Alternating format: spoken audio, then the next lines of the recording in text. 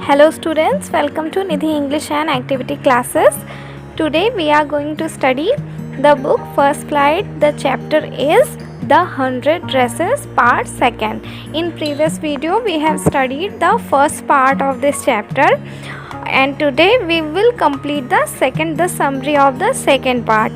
So in this chapter in first part we have studied that हमने first part में ये पढ़ा था कि जो वोंडा पेट्रोंस्की है उसके रिजल्ट्स अनाउंस होते हैं, मींस कि सारे क्लासेस के रिजल्ट्स अनाउंस होते हैं आर्ट कॉम्पिटिशन्स के। तो उसमें गर्ल्स की रैंकिंग में वोंडा पेट्रोंस्की फर्स्ट रैंक पर आती है बिकॉज कि उसकी पेंटिंग्स बाकी बच्चों से, बाकी गर्ल्स से बहुत अच्छी थी और उसने टोटल 100 ड्रेसेस ड्रॉ की थी।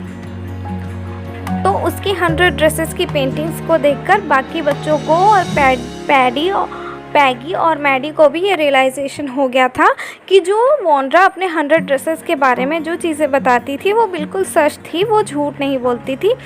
दरअसल वो अपनी 100 पेंटिंग्स के बारे में बोलती थी कि मेरे पास 100 ड्रेसेस हैं all lined up in my closet.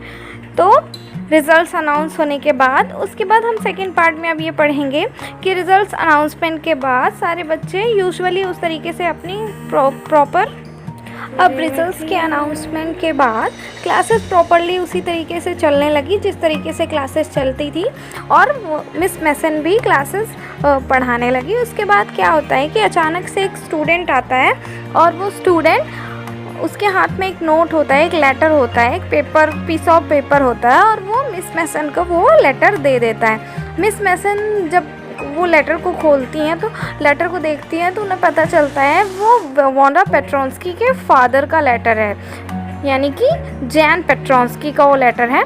तो वो लेटर को खोलती हैं और वो बच्चों को, जो भी इनके क्लास के स्टूडेंट्स थे, उन्हें बिल्कुल साइलेंट होकर चुपचाप रहने को बोलती हैं।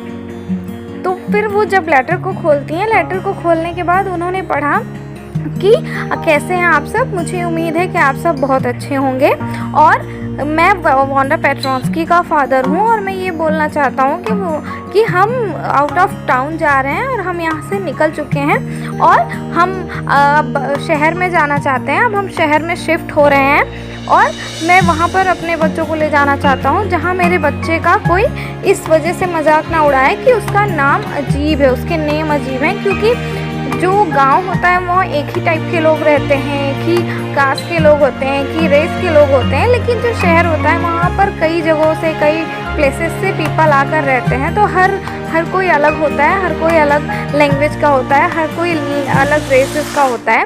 तो इसलिए कोई किसी का मजाक नहीं उड़ाता, लोग इस चेंजिंग को एक्सेप्ट कर लेते हैं।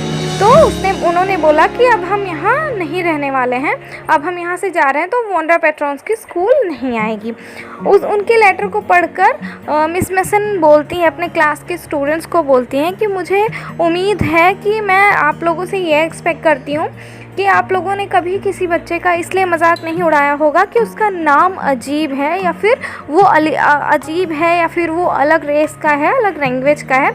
मुझे उम्मीद है कि मेरे क्लास के बच्चे ऐसा नहीं कर सकते। हो सकता है कि उन्हें मिसअंडरस्टैंडिंग हुई हो जिसकी वजह से उन्होंने ऐसा समझ लिया। इतना बोलने के बाद मिस मैसन अपने काम में बिज़ी हो जाती हैं, बाकी बच्चे भी अपने काम में बिज़ी हो जाते हैं, पढ़ने में बिज़ी हो जाते हैं। उसके बाद जो मैडी होती है, मैडी को बहुत ज़्यादा इफ़ेक्ट पड़ता है उस लेटर का। मैडी उस लेटर को सुनने के बाद ये फील करती है कि हो सकता है वोंडा ने ये स्कूल छोड़ दिया और वोंडा ने हो सकता है इसलिए स्कूल छोड़ दिया क्योंकि मैडी और पैगी उसका अक्सर मजाक उड़ाया करते थे और बाकी बच्चे भी उसका मजाक उड़ाया करते थे उसके नेम के लिए। और पैगी अक्सर उसे तंग किया करती थी और बार बार उसे पूछा करती थी कि तुम्हारे पास कितने ड्रेसेस हैं, ये सब एक्सेट्रा एक्सेट्रा। तो फिर वो मैडी को ये बात बहुत ज़्यादा फील होती है और वो बोलती है कि जब भी वो पैगी की तरफ देखती है और जब वो पैगी की साइड देखती है तो पैगी अपने स्टडीज़ में बिज़ी होती है तो पैगी उसको नहीं देखती। तो वो सोचती है कि जब भी फ्री हो जाएगी तब मैं पैगी से इसके बारे में बात करूँगी कि हमने जो किया शायद वो गलत था। फिर उसके बाद जैसे ही पैगी फ्री हो जाती है तब मैडी उससे जाके बोलती है कि हमें एक बार जाके वोंडा पेट्रोंस्की जहाँ पर रहती थी, यानी कि बॉगन्स हाइट पर, हमें जाकर एक बार देखना चाहिए कि वो चाइल्ड क्या अभी भी वहाँ रहती है या नहीं रहती है।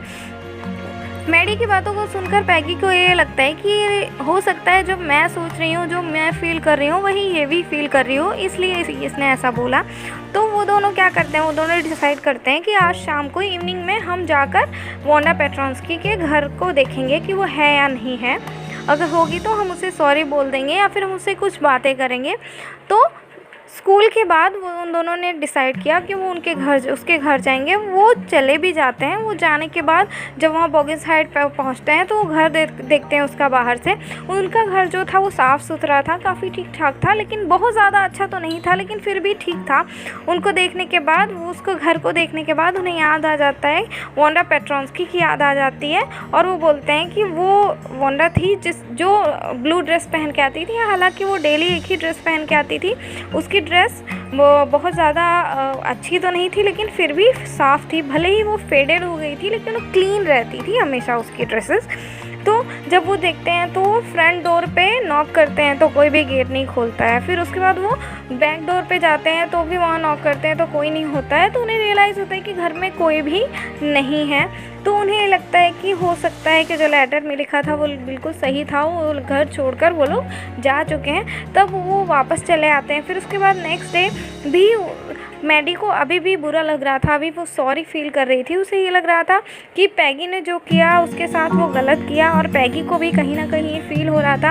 अब पैगी को उस समय नहीं, उस टाइम पे उसे नहीं रियलाइज़ हुआ कि वो उसके वांडा के साथ कितनी मीन हो जा रही थी, कितना रॉन्ग बिहेव कर रही थी। उसे उस टाइम नहीं रियलाइज़ हुआ, लेकिन अब जाके उसे इस बात का रियलाइजेशन हो रहा था कि जो उसने किया वो ठीक नहीं किया। तो उन दोनों ने डिसाइड किया कि वो वांडा को एक लेटर लिखेंगे। तो उन्होंने वांडा को एक लेटर लिखा और उसमें उन्होंने डायरेक्टली तो सॉरी नहीं बोला, लेकिन उन्होंने बोला कि वांडा तुम कैसी हो, तुम्हें वहाँ के टीचर्स कैसे लग रहे हैं, तुम्हें वहाँ के लोग कैसे लग रहे हैं। ये सारी चीज़ें उन्होंने लिखकर उस लेटर को बॉगिंस हाइट के एड्रेस पे भेज दिया और उसमें लिख दिया फॉरवर्ड दिस लेटर। उसको फॉरवर्ड करने के लिए बोल दिया और उन्होंने सोचा कि जिस किसी को भी ये लेटर मिलेगा वो इसे फॉरवर्ड कर देगा।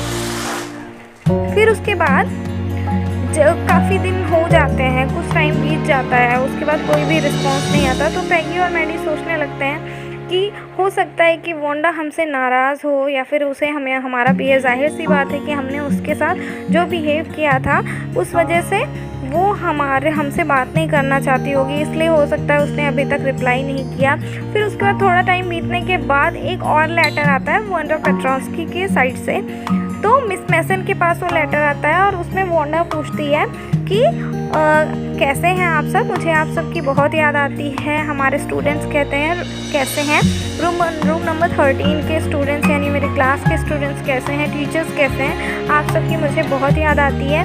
और उसके बाद वांडा लिखती है कि जो भी मैं चाहती हूँ कि जो भी मेरी ड्रेसेस थी जो मैंने ड्रॉ की थी वो सारी मेरे क्लास के स्टूडेंट्स को दे दिए जाए, और ख़ास करके जो मेरी ग्रीन कलर की जो ड्रेस थी वो पैगी को दे दी जाए, और जो ब्लू कलर की ड्रेस थी वो मैडी को दे दी जाए। तो इस तरीके से वो इसके बाद वो सारे मिस मैसन ने जो भी उसकी पेंटिंग्स थी वो सारे उन बच्चों को डिवाइड कर दिया, और मैडी और पैगी को जिस तरीके से वांडा ने कहा था वैसे ही पेंटिंग डिस्ट्रीब्यूट कर दी।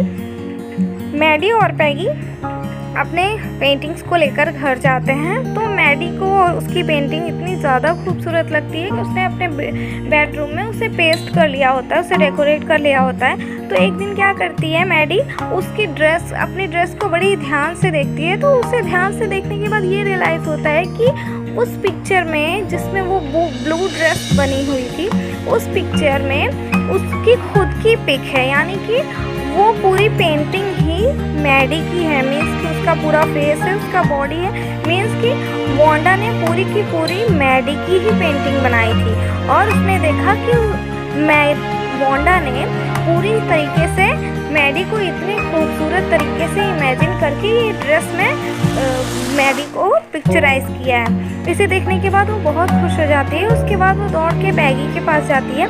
जब वो पैगी के पास जाती है तो वो पैगी से बोलती है कि ज़रा तुम अपनी पेंटिंग को देखो और मुझे भी दिखाओ। जब वो पैगी की पेंटिंग को देखते हैं दोनों, तब वो देखते हैं कि उसमें भी पैगी का ही फेस बना हुआ होता है। यानी कि तब वो दोनों रियलाइज़ करते हैं कि इतना ज़्यादा हमने वांडा के साथ बुरा किया, गलत किया, लेकिन फिर भी वांडा ने हमारी पिक्चर्स को पिक्चराइज किया। मीन्स कि उसने अपने इमेजिनेशन में हमें इतनी सुंदर ड्रेस पहनाकर हमारी पेंटिंग बनाई।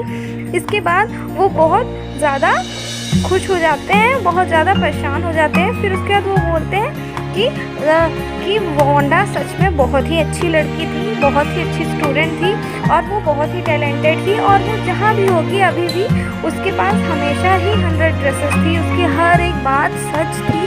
वो जो बोलती थी कि उसके पास 100 ड्रेसेस हैं, वो बात उसकी बिल्कुल सच थी। और अभी भी वो जहाँ होगी उसके पास 100 या फिर उससे कहीं ज़्यादा ही ड्रेसेस होंगी। मीन्स कि ये लड़की कहीं भी होगी तो ये अपने टैलेंट को इग्नोर नहीं करेगी, हमेशा ही इंक्रीज़ करते रहेगी। तो जहाँ भी रहेगी ऐसे ही रहेगी। सो चैप्टर यहाँ पे फिनिश हो जाता है, चैप्टर यहीं तक होता है। So this chapter will be very helpful for you all the students to solve the question and answers. If regarding the any question of this chapter, you can comment in the comment box. So till then, keep learning, keep trying. All the best. Take care.